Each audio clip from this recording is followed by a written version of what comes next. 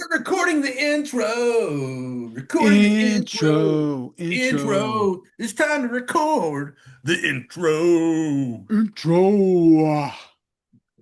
Trav, I think it's time we do a podcast for the intellectuals. For the who? The intellectuals. Who are they? They're people that read books and create art. Do we know any of those? I know one. I know a guy. You I know know a a guy. guy? Okay. What have I told you? I know a Pulitzer nominee, a college football Hall of Famer, best-selling author. Sign them up. Ladies and gentlemen, none other than my good friend, former college football teammate, Mr. Ben Montgomery, someone that I've been wanting to have on the podcast for a long time. Actually, in a roundabout way, listened to a book, the entire book. He said he would come on when I read a book. Well, I cheated. I listened to it, even though that's how we get information. But you know what Ben said he was going to do on the podcast afterwards? We set him down. We said, "Hey, Ben, you know what we could really use from you, Ben? If you'd give this podcast a like, Yep. then if you'd share it, Yep. maybe if you're really bored, subscribe." That's right. When he's not doing other most interesting man alive things, he Like can check out this podcast. hiking and having extremely Hiking, smart children, you raising know, smart children, and things like that. stuff like that, and doing research. I thought it was a fantastic conversation with him, Travis, and hope you guys enjoy it. Enjoy and like, share, subscribe. Booyah. How about some Shaw Michelle? 1, 2, 3, 4. You ever seen a lame man walk? Ever heard a dumb man talk? Ever seen a blind man see? I promise you a change his name. Ever seen a cancer dead? Ever seen all the poor get fed? Ever seen a prisoner set free? I promise you a change his name.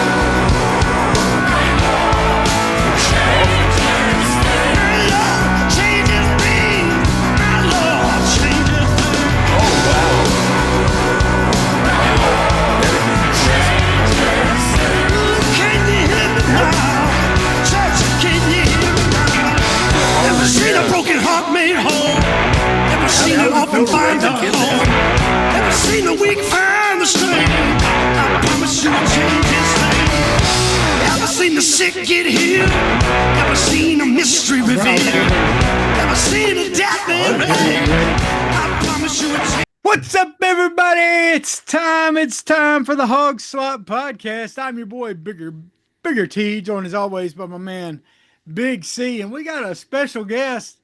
A very special guest. Clint, we're classing up the joint today. Yeah, I mean, we're about to normally get intellectual up in this mug. Like, we don't know if reading's supposed to be from right to left, left to right, up, down, sideways, but we got an author up in this mug. Why don't you introduce us to our guest today? As a college graduate with a 2.3 grade point average, I consider myself quite the intellectual.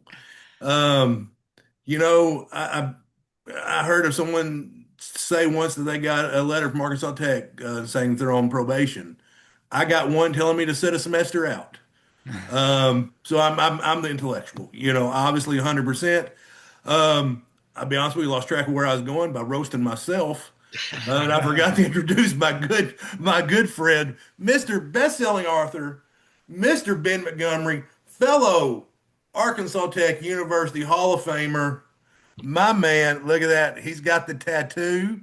There, that is the guy. That is the guy right there. Oh, there you go. Ben, how are you doing, my friend? I'm good, Clint, and I'm glad that you started by talking about your intellect because, you were one of these guys who you were always putting yourself down, Yeah. constantly self-defacing. You sort of encouraged others. Right, yeah. Tell me if you disagree with this, but you encouraged others to kind of join Right, in. yeah, no, 100% I did. Nothing hurts, Bring on whatever. But you had an intellect that was keen, and you were one of the wittiest guys on the team. And there's an incredible value in that. And it wasn't dumb jock humor. Most of the time, there was sort of an edge to it that nobody really got. Yeah. Maybe some of us did, but I hope you appreciate that. No, I do. It's one of them things, and by the way, what I was going to say was when me and Travis first started this podcast back in 2020, Gabe Saracel became like a stalker. He would often comment first like, first listen on all our YouTube. It was, but to be honest with you, man, it's a little creepy. But he said, man, you got to have Ben on sometime. You got to have Ben on sometime. And I reached out to Ben. He's like, I tell you what, as soon as you read one of my books, I'll come on. So I'll see you what, 13 years? Joke's on you, buddy. Took 6. So, so no, but one thing about that 99 team, it was a special group. The bond that we all had, you can tell like we still have it when we get together. I mean, we're all, I'll be 50 in June. Chris Eastburn, I believe, 76 years old. So we're advancing in age. A lot of Ozempic use on the team. Yeah. So anyway, It's funny you you, mentioned Eastburn. Sorry, keep your thought. But yeah, I was just a couple of years ago. I was at this kind of hoity-toity writer workshop, like a little writer get-together in, of all places, Archer City, Texas, and it was all at this place called the Spur Hotel, which is the biggest building in town at like 3 stories. Um, Anyhow, I go in and I'm getting my room, and I had sort of helped organize a conference, and I introduced myself to the proprietors there. Turns out it's Chris Eastburn's, I think his dad and his stepmom, and so we get, and they said something. I think they had recognized my name, maybe. Anyways, we start, and I said, "How's Chris?" And I'll never forget. She said, "He scalped himself." Like, it was true. This had just happened. He wrecked a golf cart, oh doing my some goodness, horseplay on the golf course, and he had, I think, taken part of his scalp off. I asked him Oh. about this at the reunion a few months ago, and it was true. Huh. Anyways, hilarious story. The 1999 Wonder Boys are everywhere. no, what I was going to say, Ben, was you can really tell the story of the on the field performance of the team without me. It's because yeah, I didn't have a lot to do on game day, but the core and the fabric of that team, it's hard to tell without me. It just is. I'm like an infection. I get on you, and you just don't know how to get rid of me. So I've been Ben, trying for years. yeah. He sticks around. No. So Ben, you told us to start recording that Yeah. you had questions for us, and then Travis talked for 37 minutes. Yeah. Yeah. Well, no, I wondered. So I'm a fan because and unfortunately, I don't have a lot of time to tune into podcasts like this.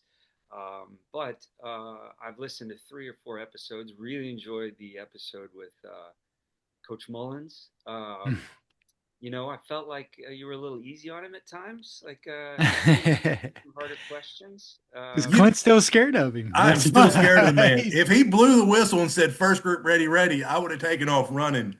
Yeah. Not very far, but I would have taken off running. Because I'll be honest with you, I probably could take the man in a fight. I am a jiu-jitsu black belt now, but Depends. Every once in a while, I'll go on a run at like 3 p.m. and this is rare. Most of the time, I've stayed somehow pretty fit, 48 years old, and I do a lot of running most of the time in the early morning. Once in a while, my schedule will be such that I've got to run at like 3 p.m. and it never fails that I think of Coach Mullins. And I don't know if this is true or not, but the story, you would always see him running at the hottest point of the day, the apex of heat, like 3, 4 p.m., running around campus. And he was a little hobbled. And so he was kind of, you knew it was him from a mile away from his gait. And someone asked him once, why do you run, like you're up early? We know this. Why do you run at the hottest time of the day? And he said, it was penance.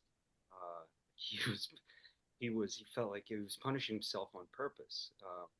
Oh, wow. Therapeutic about this, but I don't know if it's true or not. Maybe Coach Mullins could correct me. I do think I remember something about because We would do our conditioning at two Did it thirty. on purpose. Yeah. Yeah, he did it on purpose. I mean, 2:30 he had us out there running. He said, "Yeah, I did it on purpose. This is the hottest part of the day." Yeah. Yeah. So, I so wondered, sorry, I wondered about you guys, having, as a new fan, well, you can tell me about your audience. What does the data show you? What do you know, hearing from well, people? yeah. Who listens? Who tunes in the most? We, I did have a guy on Facebook get mad at us for a take we had on the football coaching search Yeah. that said that we had lost our only fan. I let him know we had five fans, and then he was like, "You're down to four." Yeah. Um, so my mom is doing well. Yeah, that's Travis's right. mom's been better. That's My right. dad, he could take it or leave it. And I don't know the fourth guy. Yeah. So Well, I mean, it's hard to improve upon the guest list. Feels like you're scraping the barrel with me. What episode is this? Are we on? Have we hit 100 episodes? Seems like you do good. we're like in the 260s, Ben. Yeah. All Two, right. yeah, we're So, getting close so to it took me 250. 260 episodes. Yeah, I gotta see. 260. I Yeah. haven't looked yet at who beat me on here. Um, We had but with the Corbin on. I caveat think is like you've got to finish my book. I realize you asked a long time ago, so no hard feelings with. no, no.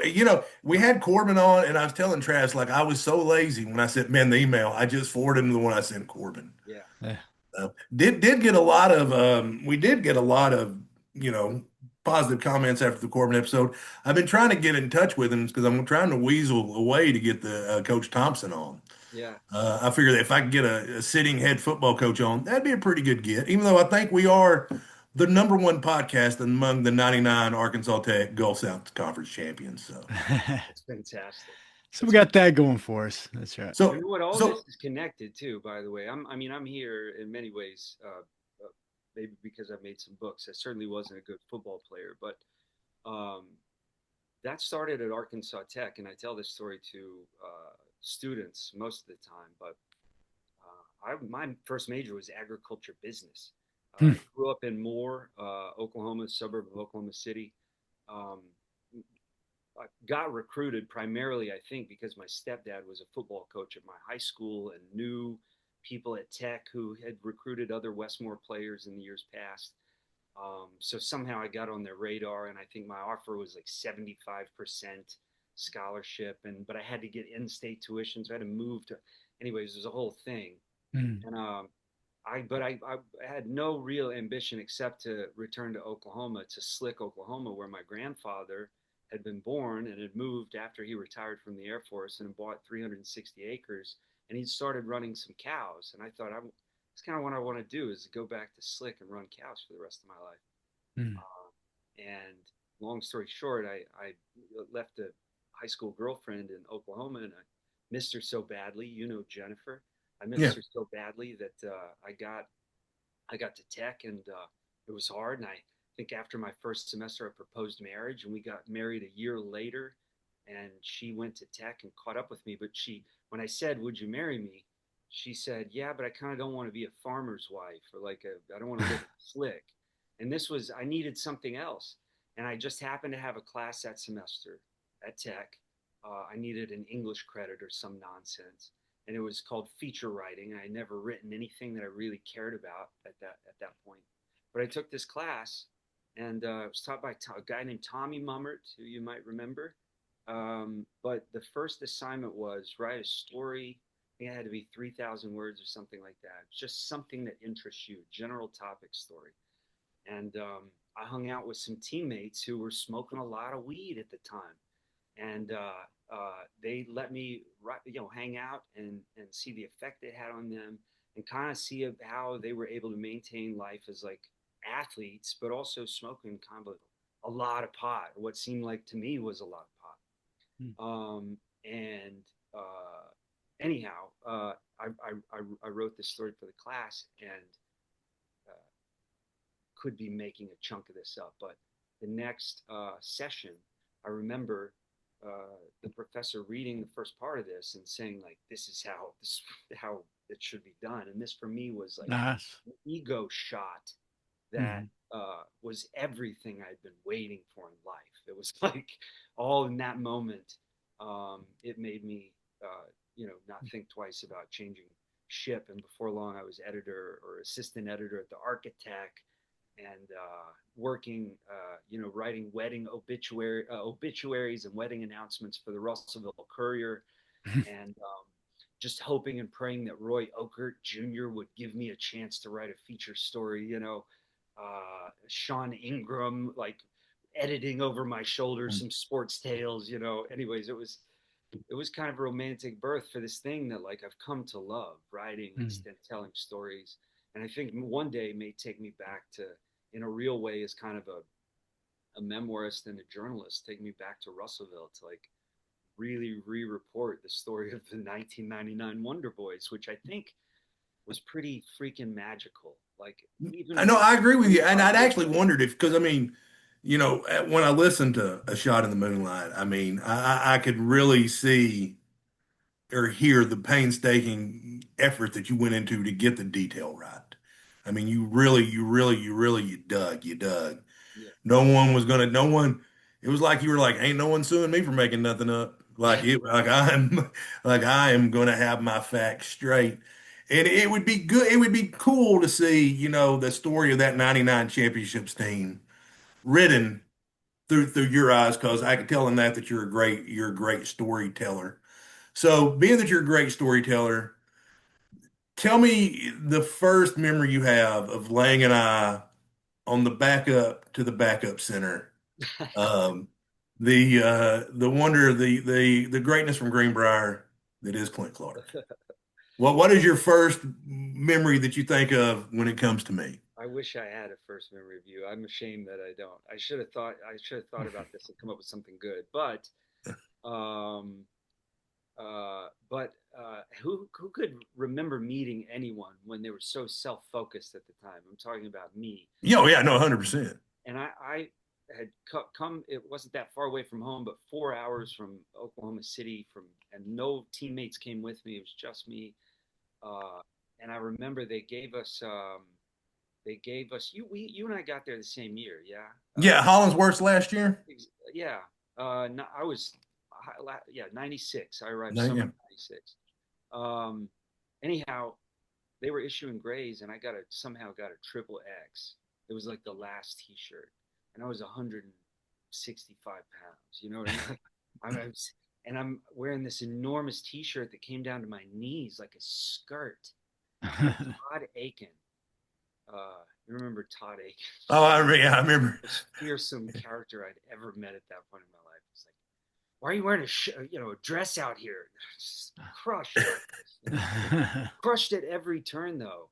I didn't want to wear the big shirt, and so I took it off. One day I was all by myself walking across Burkle Field to go to the practice fields, and I thought I was alone. I'm carrying my pads over my shoulder, no shirt on, and I hear, who is that? And I look up in the stands, and it's Coach Hollinsworth sitting up there all alone in the stands, like in between two-a-days practices. And these are the days we still had tape on our helmet that said your last name, so they knew. Right, yeah. Do they still do this? I wonder. But anyways, I said, it's Montgomery, sir. Like I'm getting out here early, like I'm an eager beaver, and I'm excited because the coach has noticed. And he goes, Montgomery, you put your shirt on. You're embarrassing the program. And I dropped my pads and because, but at every turn you just got belittled. And yeah. You've probably had guests, I'm sure, talk about this, but for heaven's sakes, I remember they would bring out these 5-gallon buckets into the shower. And this was year one, 96. I don't know what happened to that program before we got there, brother, but it was on hard times. Like, yeah, coming from my high school to Arkansas Tech University was like stepping down from a 6A program to a 2A program. I mean, it was that sort of. Pony was our sponsor, cleat sponsor somehow. Pony was. Anyways, but they would bring out these 5-gallon buckets. The assistant coaches would, and they'd set them in the showers. So if you were showering in the island showers, where you had to dip your hand into this bucket and grab some soap and wash with it, and it was there was some body hair and stuff, and it was all wet, and so you kind of had to scoop it out. Yeah, it was disgusting. And anyways, I'm like, what is the genesis of this soap? Where does it come from? And I've run it down. It turns out they went out to the motels along I-40 and asked them for the leftover soap, and they collected. This is how poor the Oh, program was wow. Yeah. pre Mullins setting things straight, I guess. But No, and you remember we had they had the green and gold helmets. That was the helmet. Now there were a few of us unlucky scrubs, and there is no unfeeling like a scrub if you have this. There's none. yeah, Like there's no overcoming it. But you get to your locker, there's an old white helmet with a yellow face mask oh, that they wore like in the 80s. yeah. Like we ran out of helmets, kid. I don't know what to tell you. At least it wasn't that your head was too big or something, because there were those kids too. It was like, oh, we got to bring out the old bike, the 4X that like Yeah. fits over. That Like would have yeah. been me. So I was one of the scrubs with the white and yellow helmet. And I don't there was one practice, and this was under Hollingsworth, and trust me, I was not getting in a game under any circumstances that year. I mean like under any. Somehow in the practice I was running with the first team. I didn't know the plays. I was just in there. I was just in there. I was just in there going. I'm like, oh, no one said anything to me, so I just got in there. It was a yeah, well, yeah. I'm surprised nobody just like, what the crap are you doing? Go get back over there. Yeah, Go stand over there. I I have a memory of that program at what is the opposite of Apex? What is the The valley, the felt like at least the Valley yeah. for Michael. We didn't have athletic shorts. We had like they were like cut off football pants. Yeah. Like Well, it was I just yeah, it was like no, it was I went to a 2A football program and it seemed to a degree like a step down for me from Greenbrier to Arkansas Tech. yeah. Now now Mullins now all right, Well, Travis. hold on. There's one more. I want to dwell on this for a second. There was one. It wasn't.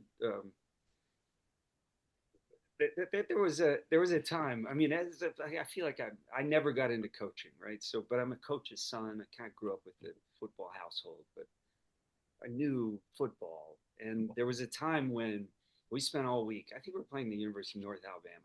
We spent all week prepping for the option.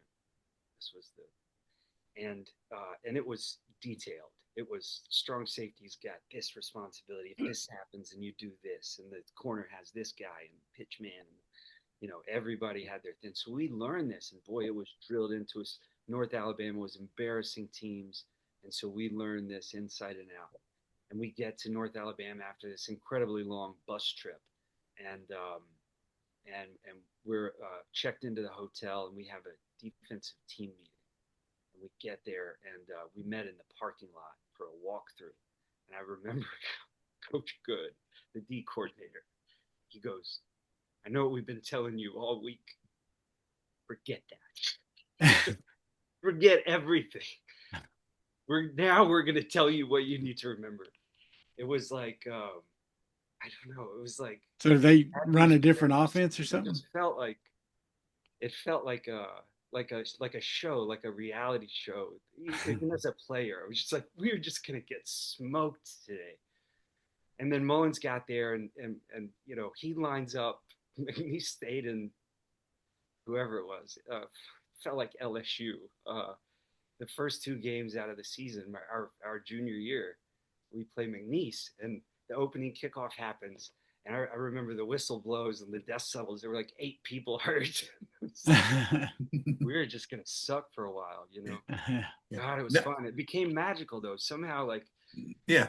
Well, and I remember, I think the first glimpse of what we can do. Now, I want to bring up Lance here in a second. yeah, But I remember Lance on this one because Lance was hurt. And me and Lance were hanging out when y'all were at North Alabama. yeah, I think we'd done a retreat or something, but me and Lance were listening to it on the radio. And somehow North Alabama has the longest home winning streak in Division II. We have no business being there. None. And somehow we beat North Alabama at North Alabama. It's one of them games they played it 10 times. They would have won it 9. yeah, We just happened to catch the breaks, and we won that. But that was our North Alabama story. But I remember that was like the first glimpse. Okay, this is what we can be. Mm. We just have to figure out, the missing pieces and how to get there. Now, There were some characters on that, like not I mean, the '99 team for sure, but like just the genesis of that whole program, the 4 years that we were there. I mean, I'm like guys like Travis Lunsford, who I don't know how much of this is true. It's been 25 years, but like the story was that he had been recruited by the University of Arkansas, and he was this stud yeah, freshman right, tailback, yeah. and then somehow messed up, and wrecked it, and then joined the rodeo and was on the rodeo circuit for some amount of time, and then decided to come back. We have Carlos Austin, been shot 13 times, A preacher in Houston, Texas now. yeah, yeah. Freddie Williams, Yeah. LaRon Marbley, AD. There's just so many characters on that You squad. remember, And do you knowing them remember Vince now, Bouchelet? I remember Vince. Yeah, what a great guy, Jumbo. Yeah. Uh, No, yeah. Vince was my welcome to college football moment because he blew me up.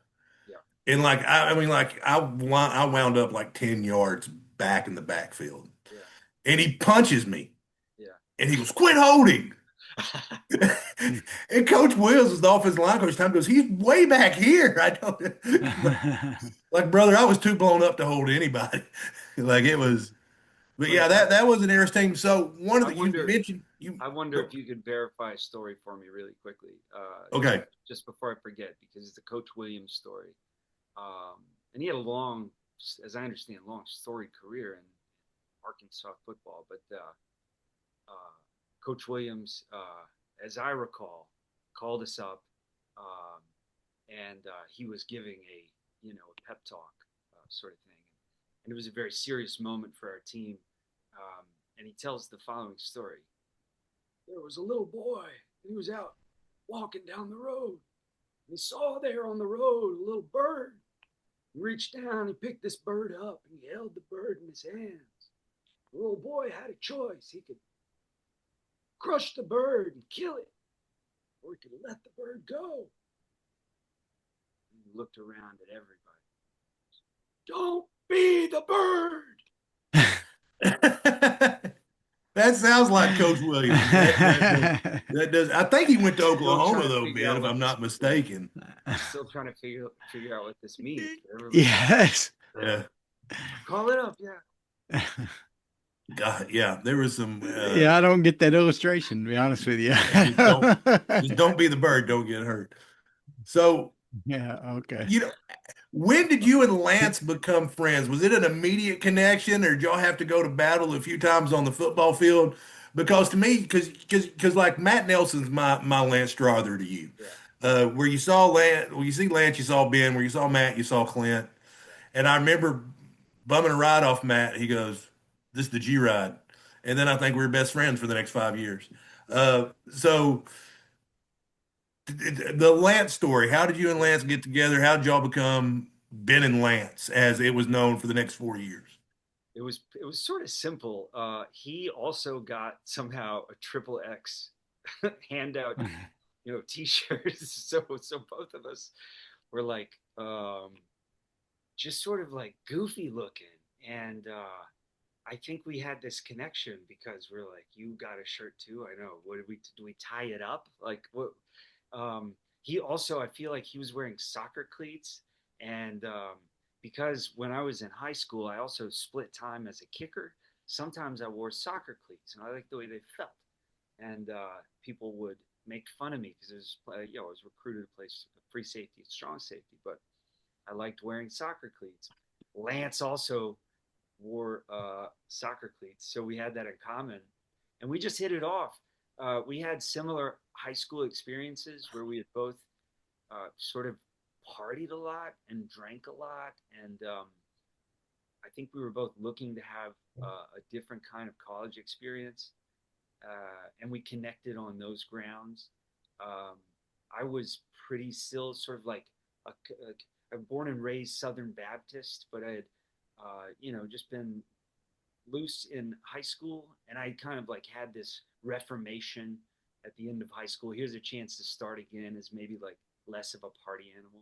And so we fed off each other, because we're both full of energy naturally, I think, and we both also like attention, and so we sort of fed off each other's energy, and and there was a little bit of healthy competition there too, like who could do more than the other, who could be more creative, who could be a little wilder, who could be braver, uh, who could come up with a crazier idea, and really it was magic. We you know connected early and like became very fast friends. My first roommate was a lineman called Wayne Dye, who used to play wing commander. I think that's probably how he ended his career, playing wing commander. But that's it, 1996.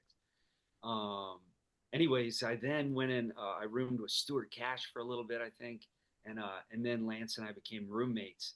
And this is when we kind of like really just sort of you know found this awesome friendship and like let it happen. Um, we started having selling hamburgers out of our window, the window of our dormitory, and making a little. By the way, it was always sort of entrepreneurial. We had fish fights. Yeah, no, I do. No, because I was going to ask you what your biggest disappointment at Arkansas Tech your first year there was, and why was it the fish fights? Because they didn't do much. They just kind of swell like we. Because I remember like Are you talking like down pit in Jeremy. fish? Well, we went and bought those beta fish from Oh Walmart where they god. sell them in the individual containers. And the Because they'll idea fight. was if you put them together, they kill each other. This is what everybody's told, right? I'd So, always heard that, but I never knew anybody that actually tried it. Right. So And I'm these, well, this interested. these is the yeah. Yeah. idea. So we had a big 5-gallon fish tank and we put it on the vanity backed by the mirror. And we had a couple of strobe lights back there. And we had the fish setting on the vanity. So a dagger on one side, and I think it was tiger on the other side. And then we sold cover charge to get in. You had to pay a quarter to get into our dorm room. And then we encouraged side betting and stuff. And so there was a lot of like money changing hands. And pretty soon the dorm room was just full of all of Brown Hall. And we're like, yeah, who wants Tiger? Who wants that? And then we pour them together. And they were like, like they didn't want anything to do with each other. And so we sort of put them in a smaller and smaller tank. People were fading away. Everybody's like, I want my money back. Getting refunds at the door. But they wound up both of them in one of the like small tanks that they individually come in. This is terrible. Yeah, I think that was down at Jeremy Curtis's room is where we had the fish fight in Brown Hall. Yeah. That was But yeah. I don't know. Do you remember? We invented this game called Balzistatic that was in the lobby of Brown Hall, and it was like ping pong, but every surface was in play. And we had this very strategic set of rules because we developed the game and like, well, what if it hits this and then this happens? And so you had to come up with like, oh no, anyways, it was amazing. And I remember like for the championships, the whole dorm would come out and there'd be this huge circle of people, enormous game of table tennis where every surface in the lobby was in play. Uh, and our RA was one of the assistant coaches. I forget his name. He was an O line coach. Oh yeah, Coach Holmes, I believe was his name. Yeah, and he was just like, do whatever you want, just don't get Yeah. And so we had a bathroom. We had at one point Lance and I built 7 rooms inside of our one dorm room. So it was like all partitioned off. And one of the rooms was a little bathroom where we had cut the bottom of a 5-gallon milk jug off. And then we had connected a series of tubes that led out the window and down into the sidewalk in front of Brown Hall. So you could pee in the 5-gallon bucket and then rinse it with a little mouthwash and hold it up and it would drain out. And we Save you a trip down the hall. Yeah, well, yeah, you got to avoid the So bathroom. Ben, where do you think the big turning point for us was? Obviously, 96 did not go well. Yeah, And then, Hollingsworth gets frustrated, leaves. And I don't even know if I realized at the time what a weird time that was for a head coach to quit and get a new head coach. yeah. So when do you think it really turned for us? Because, I mean, we weren't immediately successful under Mullins either. We had 2 years of struggle there. Yeah, no, and like it's so cliche. Like, if you look at it, it's like a sort of waiting to be a Disney movie. But he had to sort of earn our trust. You know what I mean? I remember there was a time at which I think we had a little meeting, and it was like the team captains were going to go tell Mullins that he was being too harsh on us. It was like we have taken enough punishment. You know what I mean? Like it was almost a mutiny, and then we realized, oh, this is kind of how you win. Yeah. Um, but I don't know if I personally felt that there was ever really a turning point.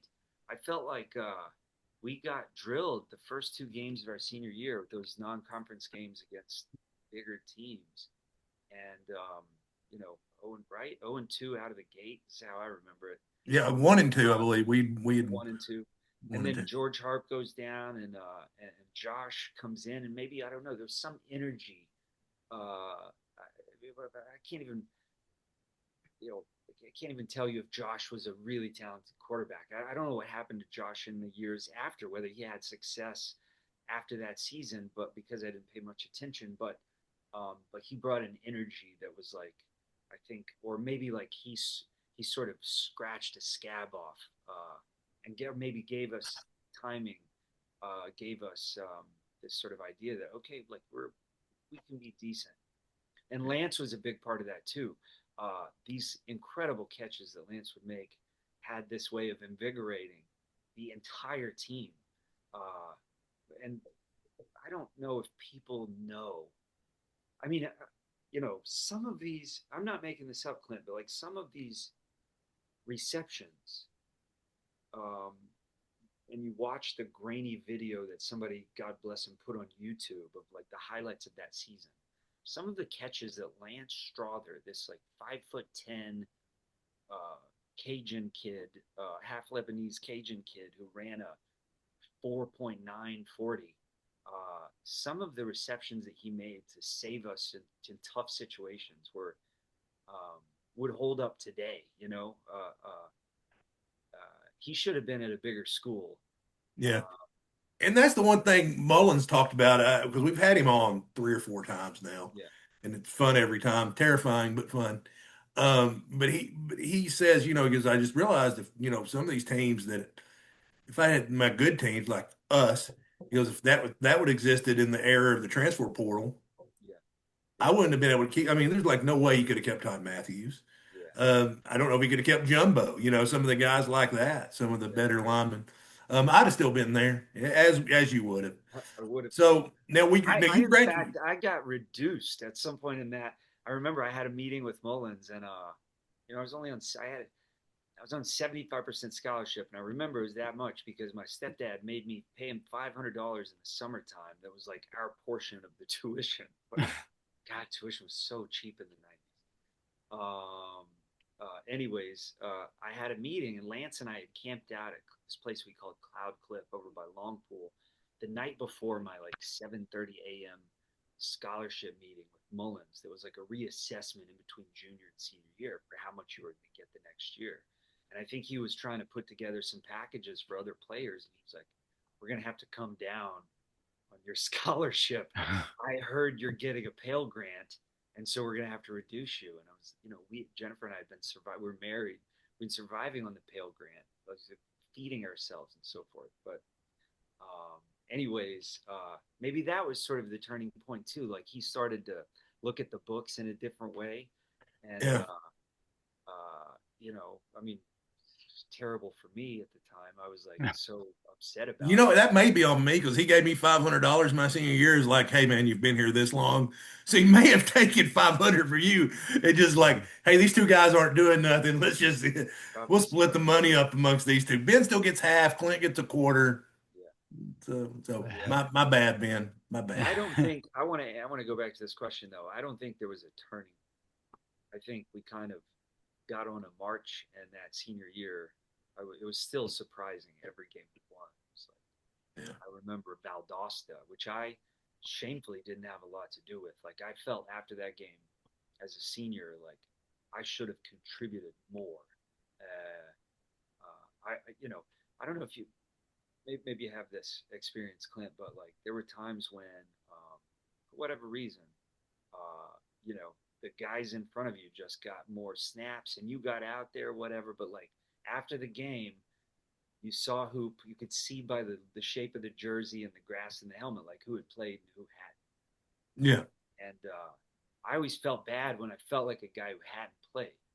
But this happened a couple of times my senior year. Anyways, the Valdosta game, I remember having that feeling after the game, but also being like, good God, I'm glad we won. I'm glad, I mean, that was down to the wire. Um, Yeah, anyways, there were some of those games that were hard, whenever you like, okay, because you want to, I mean, you go to college to play football to play. yeah, You do. And the reality is sometimes your talent just is not on par. Like I'm going to say something right now that I've never said before. Danny Albright was a better football player than me. There you go. I mean, it's just that was the reality of the situation. The guys that started in front of me were better than me. yeah, Coach Mullins did it. Wasn't like he had a personal vendetta against me. If I'd have been the best option, I would have played. And one of the things I've had to realize I'm getting older yeah, is I always thought, okay, the better shape I'm in, the better football player I'm in, the better this. So most of my energy was spent like, okay, how do I get in shape? Not how do I work on my technique so my technique can be so good that these guys with more talent than me don't can't beat me out. And I never did that. And that's on me. yeah. I'm 49 years old now and I realize that. So Ben, you graduated in '99 with me. We're on the plaque together and at the at what is that hall? The whole building now? I think it's the whole Yeah, building yeah, they moved yeah. over. Um, That was such a nice reunion, by the way. So that was I hadn't been back as often as I should because I kind of moved off to Texas at first, and then up to New York, and then down to Florida, where I've been for almost 25 years now. So, well, uh, yeah, 20 years. yeah, yeah. So, anyways, I feel bad. I haven't been to Russellville. I just saw the news that the Whataburger, the Felton That Whataburger, devastating. Tear to glass eye, man. yeah, I don't know if Tear. it's I got a hot take on this. I agree that we want those businesses to stay in service, but I always felt like it was a little overrated. Like, but I Oh, okay, I did. I did. And what my problem is, and this is no just me. no hate mail on this, by the way. Nope, I I love am. the place and would support it at every turn. Yeah, I just always thought like, I ate there at the Hall of Fame thing, yeah, but I will say this: I've always been freaked out by places with outside bathrooms. yeah, yeah, That's just I just to me it's always bothered me. So Ben, once we graduated, what did your career look like then? Obviously, let's I mean we could talk '99 all day long. We'll have to have you back on sometime, I hope. yeah. But I'll tell how you the Reader's Digest version. So I go ahead. left Arkansas Tech the day of graduation in my dad's pickup truck that he let me borrow to do a cross country road trip. I had applied to newspaper jobs in between Russellville and New York because my wife at the time, who had just graduated as well, Jennifer Evanchek Montgomery, she wanted to live in New York. And I was like, all right, let's get you there. That was kind of our agreement. We got married. So no slick Oklahoma. Got to go to New York. Big boy writer, I was like, all right, let's get to New York. And so I set up interviews at newspapers all along the way. And we drove my dad's pickup up. And I got offered a couple of those jobs, but nothing close to New York City. Like the closest was Watertown, New York, which was up on the Canadian border. And so I wound up taking a job at the San Angelo Standard Times in San Angelo, Texas. So real close to San Antonio.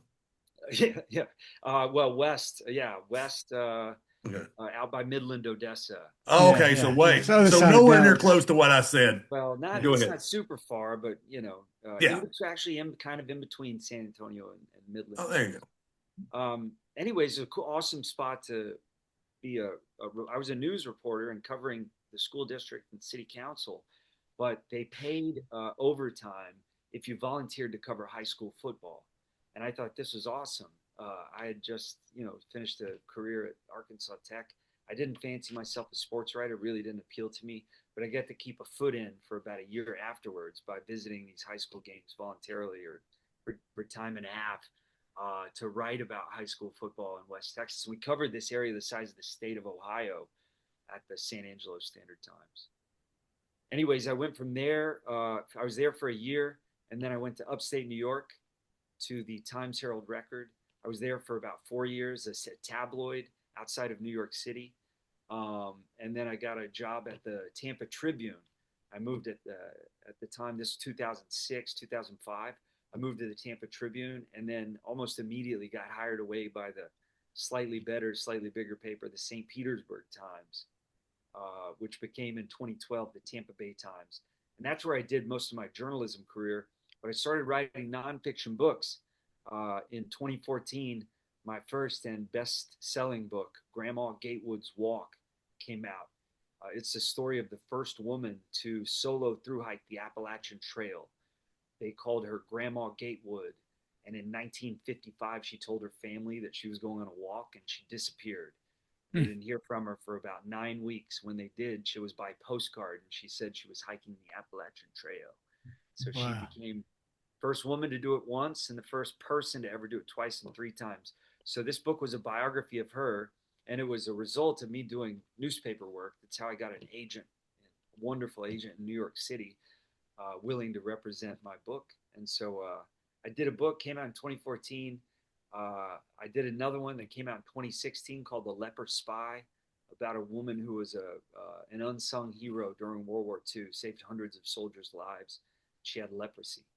Um, and I did a book in 2018, all nonfiction. This one about a Texan who tried to walk backward around the world in 1931. It's called The Man Who Walked Backward. His name is Plenty Wingo. And to this day, if you look in the Guinness Book of World Records, under longest extent of reverse pedestrianism, you'll see Plenty Lawrence Wingo from Abilene, Texas, who walked Wow. all the way from Abilene to Istanbul before he got turned back on the front end of the Great Depression. Wow. And then more recently, most recently in 2020, 2021, my fourth nonfiction book came out, and it's called A Shot in the Moonlight. And it tells the story of a freed slave who in 1897 came under attack from a neighborhood mob, a group of white men who had become vigilantes and had ridden up to his house on a cold midnight in January, and they threatened him and his family. And they opened fire at one point, and he returned fire and shot and killed the 36-year-old scion of the most wealthy family in southwestern Kentucky. A black man killed him. So this set in motion this incredible chain of events that ultimately wound up with this guy getting convicted of murder by an all-white jury and then pardoned by the Republican governor of Kentucky, who realized he was just defending himself and his family. And then he sued the mob in federal court with the help of a Confederate war general who'd become a big-time lawyer in Louisville. Anyways, it's a trip of a story, and that has roots at Arkansas Tech too. Not because I stumbled across the story there, but because I feel like my time on the football team was incredibly important, just in terms of opening my eyes to my own personal racial bias that I inherited as a young man, and to the bonds and the friendships that I made with black brothers on that Wonder Boys team over Mhm. 4 years that last to this day. Opened my eyes and changed me as a person and made me sort of alert to a lot of times the sort of sad plight of young black men in America. I was looking for a story that there was a history story that didn't end in the black guy losing, where he actually Yeah. got something bad happened and he went in search of vengeance or retribution or revenge, and he got it. And this is sort of a celebration of that. So now Isn't that one of the you great things about sports, though, that in the locker room that it does bring? And I hear y'all talking about your team, in '99 and the team there while you were at Tech, but in that locker room, there's a lot of those barriers that tend to separate us in the outside world, and a lot of it's through because of the struggle you go through, because of the struggle, like you talked about the afternoon conditioning drills and being scared of Coach Mullins and all that kind of stuff. It not only it bonds you no matter what Yeah, race, whatever separate religion, whatever separates you. Like yeah, outside of that, it brings that's one of the things that anyone that's participated in sports and been on a team, that's one of the great things about it. And that's yeah, that's neat that not only affected you then, but it's affected you in your career that's totally away from sports. So Ben, when you looking for a subject to write on, do you kind of like, okay, I want to get this, I've got this scenario. Let me find a story that will fit this scenario. Or do you more see a story and be like, I want to write on that? Well, how does Ben do that? Yeah, they've all come sort of differently to me. The first, I literally had an agent in New York, a very good agent, reach out and say, "I like your style. Do you have any book ideas?" She'd read a newspaper story I did, and so I went kind of casting about for a marketable book idea, and leaned on a story that my mother had told me growing up about this eccentric relative of ours who hiked the Appalachian Trail. This agent liked that, and they said, well, let's do a book proposal. And the way nonfiction books work, you do a proposal first. They shop that and sell that to a publisher. And you get in advance, then you write the book. So it's a little marketing on the front end, and it was different.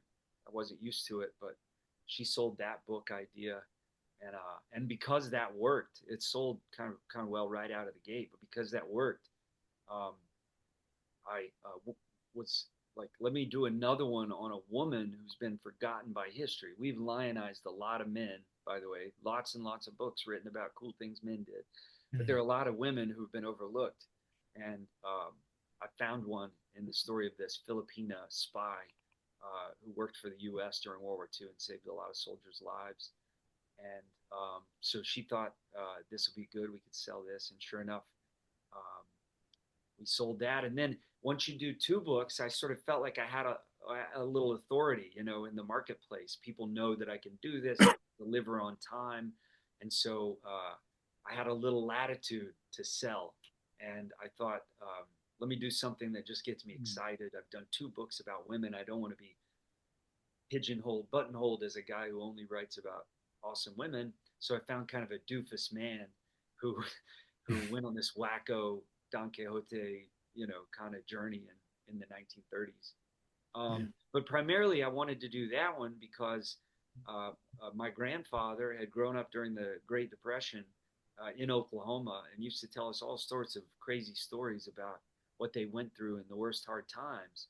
And I saw this story about Plenty Wingo. It starts in 1931, and he was on the road until 1932. But I saw this as an opportunity to really take a plunge into understanding the Great Depression and like learning all about that history. And so each, there's a different reason, a different lead-in for each of them. The last one, I'd been working on a series for the St. Pete Times for 3 years. We wanted to know how many people were getting shot by police in the state of Florida every day. And you would think that was a number that would be easily available. It's not. Nobody tracks the data. And so as a reporter for the Times, I did an investigation, a 3-year investigation, or a data story, if you will, that collected police shooting reports from every Florida county over a 6-year period. And we did a big data crunch and a project, and figured out 138 people a year get killed by police in the state of Florida. Nobody had ever counted them before.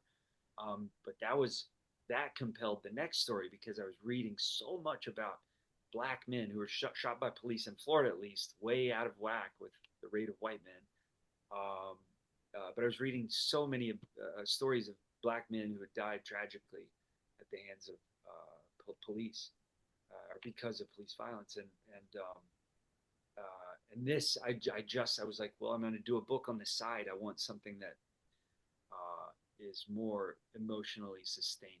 I was drained by that, and I went in search of a story that gave me an opportunity to write about a guy who didn't lose in the end. Mm-hmm. Now, you've also recently hiked Appalachian trails yourself too, haven't you? I just got done last summer. I started March 27th and hiked from Georgia to Maine, finished on July 11th. I think it was 111 days. It took 2,200 miles. It's one of the coolest things I've ever done. See, me and Travis, I was telling Travis about him, like, look, he's into hiking, he does this stuff. And I'm like, Travis told me about the television show Alone, where they drop you off in the middle of nowhere and they see how long you'll last.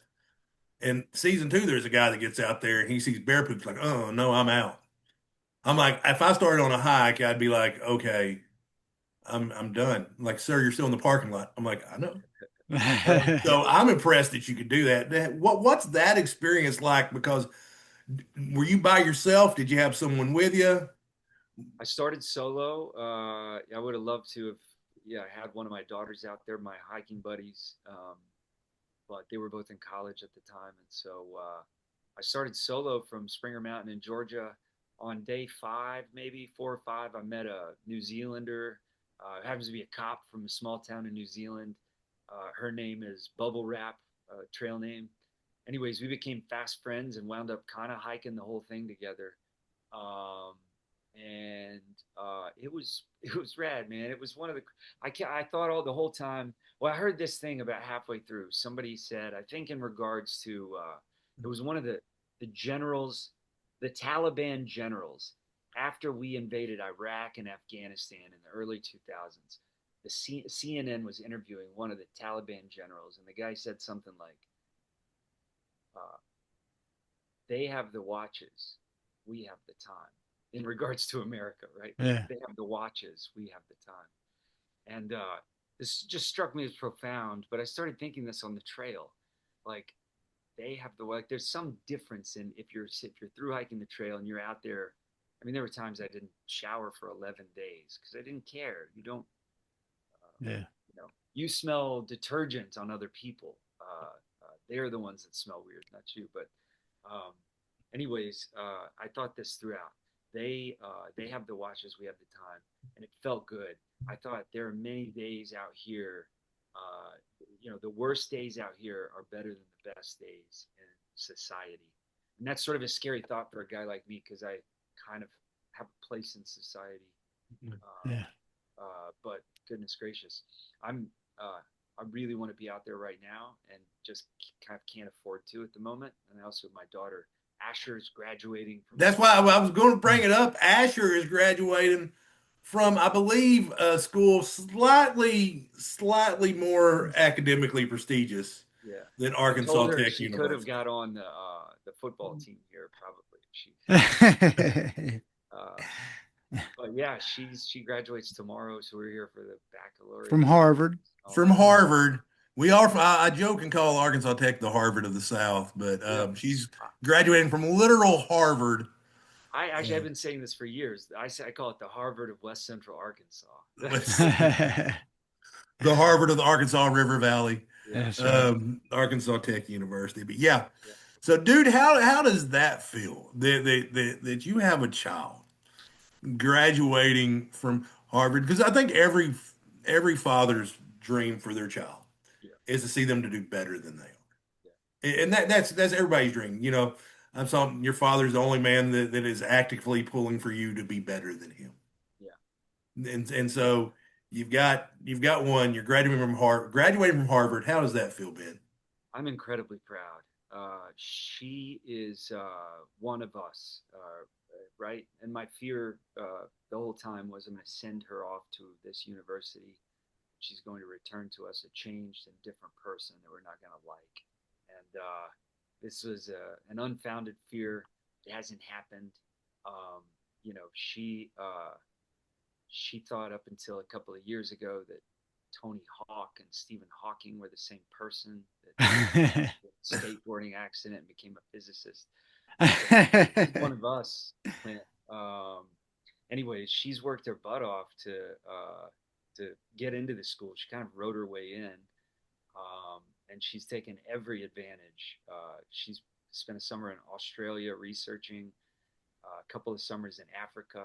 She's about to go to Nepal for a year on a Rockefeller grant. Oh, wow. And then I think when she's back from Nepal, she'll start medical school, hopefully, if she does well in the MCAT. So she's like, I just feel so proud to have played like a role in Yeah. helping this person get herself launched. And No, that's it was awesome. That's humbling. It awesome, was Ben. awesome. I think if I did anything for him, and her sister is brilliant too, and is a student at the New School in New York. Very talented artist. Worked for about a year now for Henry Holt Publishing in the cover art division, even as a student. Anyways, both of them very talented, but what I think if I did anything for them, it was give them the freedom to be kids and take them into the woods as often as possible. We before I through hiked the Appalachian Trail, 2018, I took my kids from Hot Springs, North Carolina, to Springer Mountain, the southernmost 260 miles. We were out there for a month solid, hiking and learning, from each other and with each other about how to do a long hike. And then we liked it so much, we went out the next summer, 2019, and hiked northbound through the Shenandoah up to Harper's Ferry. But during these trips, they developed a love of the outdoors, and to see them fly out of the nest, but to retain that love by like going into the woods for camping trips and like going on long hikes themselves when they get little breaks from school, is really awesome to me. And my younger daughter, by the way, I've not had a football player, but my younger daughter is a pretty badass roller derby player. Oh That's wow. like kind of sort of football on skates without a ball. Yeah. It's pretty tough, yeah. Yeah. Yeah. So it is at least high contact and high speed. So I still get to scratch that itch, There you go. Dude, yeah, no, and that's terrifying. I do remember being at the roller rink when I was a kid, and I don't you didn't know me, Travis. I don't know if remembers me before braces, but yeah, I used to be able to like pretty much eat an apple through the fence. Yeah, I was bad. But I bit through my bottom lip. I fell skating, so I'm just impressed that she could skate. Yeah. Uh, because I would. Uh, Ben, man, I was going to ask you about the pep rallies. How did you and Lance? I'm back to '99. We're jumping all over the place. I don't have a plan. Yeah. How did you and Lance end up getting in charge of the pep rallies? 'Cause it's like we didn't have pep rallies, and then or we had pep rallies and they were lame, and then all of a sudden, I don't know. I don't know if they were good. I don't know if they were bad, but they were definitely interesting because Ben Montgomery and Lance Struthers somehow ended up at a major university in the state of Arkansas in charge of football pep rallies. I have no earthly idea how this got started, but it had to do with, I think, just Lance and I being bored with the status quo. Um, and again, feeding off of each other, sort of competing for attention. Uh, and also having a partner in hijinks. We were sober for a lot of college, Lance and I, and so and drug free, Yeah. and so you take two kind of ADHD guys who are not on stimulants, and and in a small town, we had both come from bigger, not big cities, but bigger places where Russellville felt very small.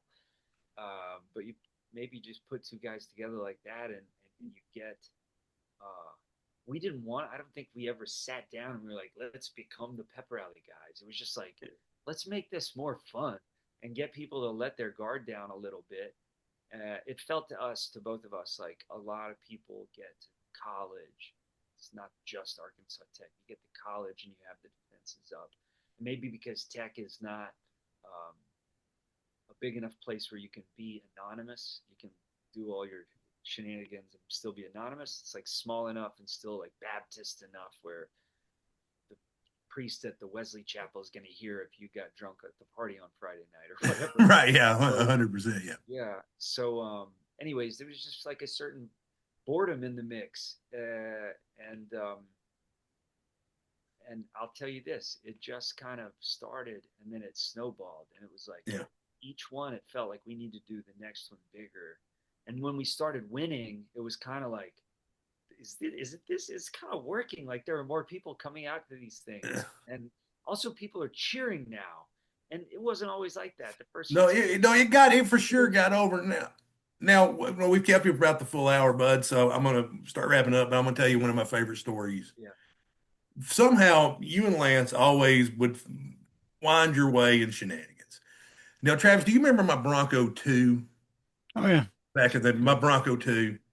These two clowns go out somewhere in Dardanelle off the road and they get stuck. My Bronco 2 is a 4-wheel drive. Now, it is in no way, it's a 4-wheel drive in name only. In no way is the thing designed to go off road. So they get me out there I'm gonna go pull them out because they're my boys. They're stuck. They stuck. I don't remember if y'all walked all the way back to Arkansas Tech campus. I don't know how y'all got back. I don't know if y'all thumbed it. Uh, so we went out there and I'm gonna pull them out. They're like, okay, Clint, trust us on this. You can get through there. And I'm like, okay. And then I think my vehicle immediately gets stuck. So now instead of two of them being out there stuck, all three, and we have to walk all the way back.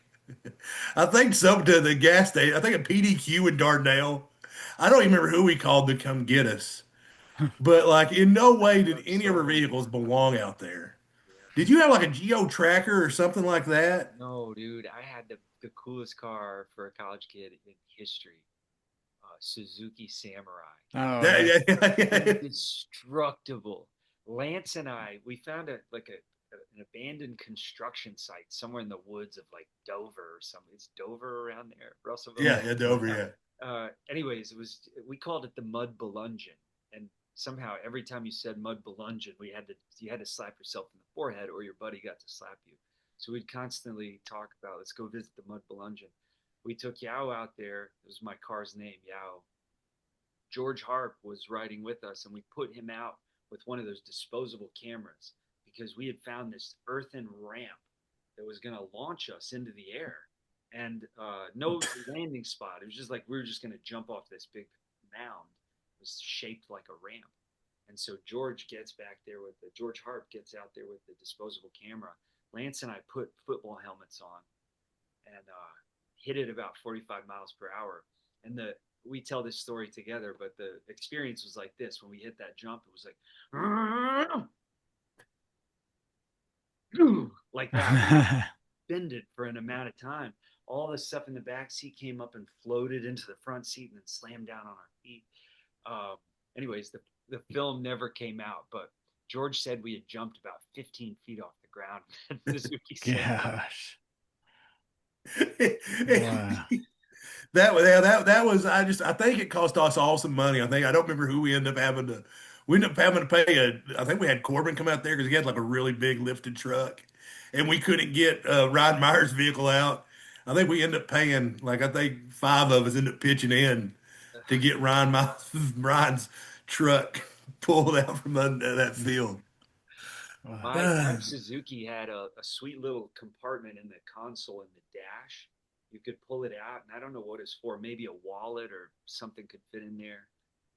Anyways, you could open the little compartment. Well, I filled it with ketchup so that you always had ketchup if you had French fries. Always. Ketchup's not Packets are literal ketchup. Yeah, and anyways, we called it Perpetup because it was perpetual ketchup. I just fill it up anytime. Awesome. Ben, thank you so much for coming on. Hopefully, this wasn't the worst thing you've ever done. I know we chased some rabbits, but man, I really, really did enjoy it. Yeah. And I'm happy Gabe has got the closure he needs now. Yeah. I send love to Gabe Saracel and to you, Clint. So good to be a part of this. Thanks, gents.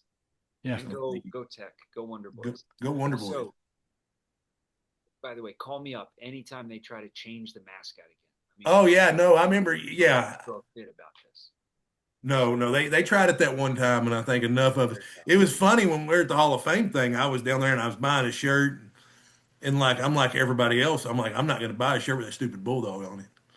Yeah. Like if it's got that bulldog on it, I'm not buying it. It is that's the way it is. Yeah.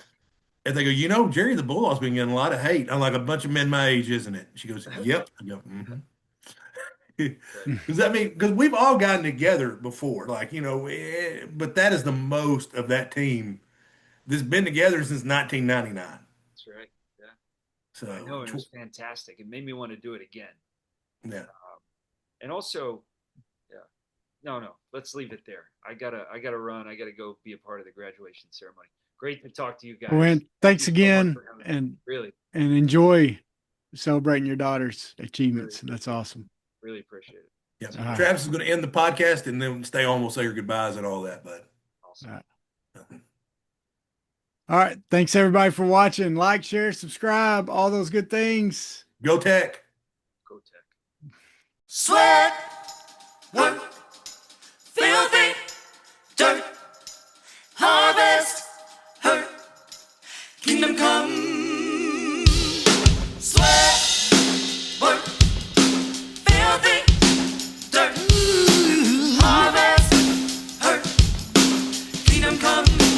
See, that's why I sweat when I work. My hands get filthy down in this dirt. Won't see no harvest till I hurt.